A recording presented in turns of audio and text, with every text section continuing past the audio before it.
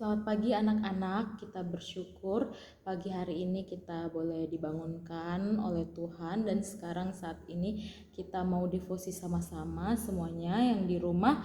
Siapkan Alkitabnya, baru nanti Ibu Kesya akan pimpin kita dalam doa. Oke, kalau sudah siap Alkitabnya dekat kalian, mari lipat tangannya, tutup matanya, kita bersatu di dalam doa.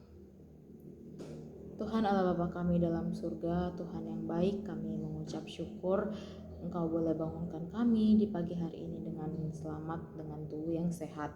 Bapa dalam surga, saat ini kami mau mendengarkan firman-Mu. Tuhan tolong kami supaya kami boleh mendengarkan dengan baik Tuhan, dan kami boleh mengetahui apa isi hati Tuhan kepada kami hari ini. Terima kasih Bapa dalam surga, dalam nama Tuhan Yesus kami berdoa, amin. Oke anak-anak, mari kita buka Alkitabnya dari Lukas pasalnya yang ke-15. Lukas pasalnya yang ke-15.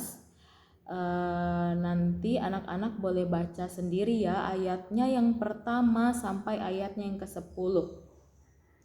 Lukas 15 ayatnya yang pertama sampai yang ke-10.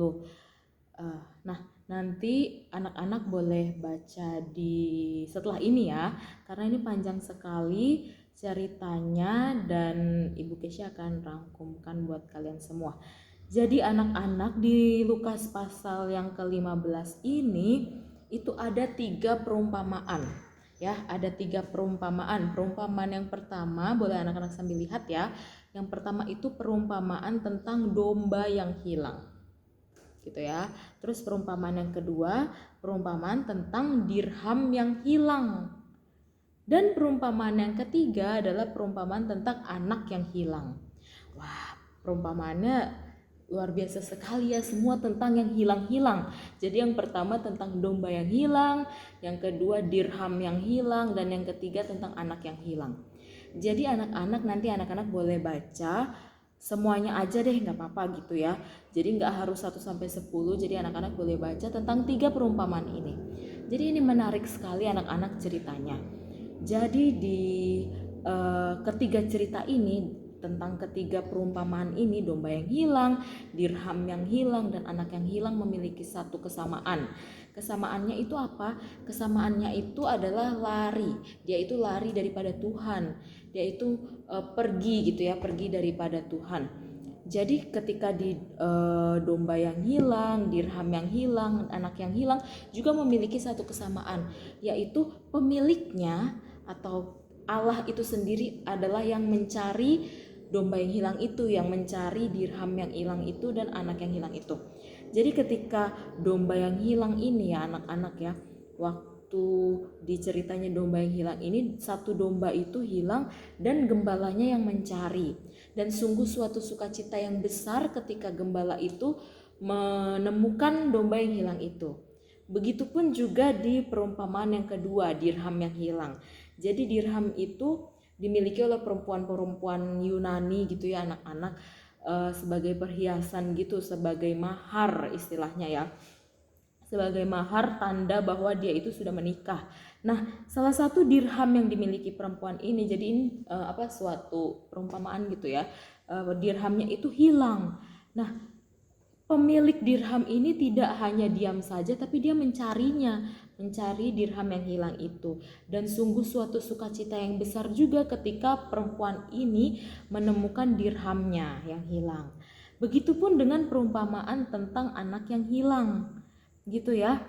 Anak yang hilang yang pergi berfoya-foya gitu ya untuk menghabiskan uang ayahnya, dan ternyata ketika anaknya itu kembali, bapaknya itu bersukacita dan sangat senang, sangat gembira ketika anaknya pulang, gitu. Jadi anak-anak di sini mungkin kita sering ya, Ibu Kesya, rekan-rekan guru yang lain, atau bahkan anak-anak di rumah gitu ya, sering sekali kita lari daripada Tuhan, sering sekali kita tidak taat dengan perintah Tuhan.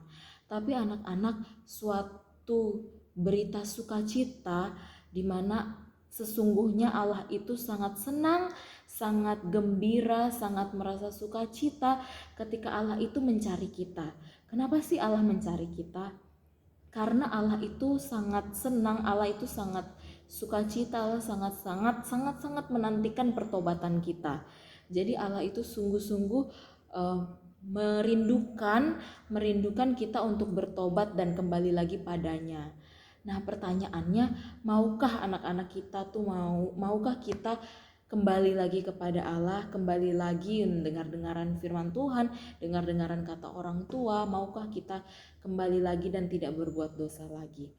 Nah, mungkin di keseharian kita jatuh bangun gitu ya, berdosa lagi, berbuat kesalahan, terus bertobat lagi. Tapi Ibu Keisha percaya anak-anak itu boleh selalu hidupnya diproses oleh Tuhan gitu ya, supaya kita juga boleh sama-sama menjadi pribadi yang lebih baik lagi dan menyenangkan hati Tuhan. Oke anak-anak, boleh nanti dilanjutkan membaca Alkitabnya.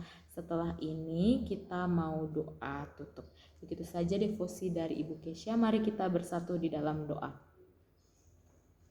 Tuhan Allah Bapa kami dalam surga, kami bersyukur Engkau kembali ingatkan kami akan berita sukacita ini Tuhan, di mana kami harus menjadi pribadi yang lebih baik lagi, pribadi yang mau berubah sungguh-sungguh Tuhan, pribadi yang mau bertobat, pribadi yang mau kembali ke jalan Tuhan.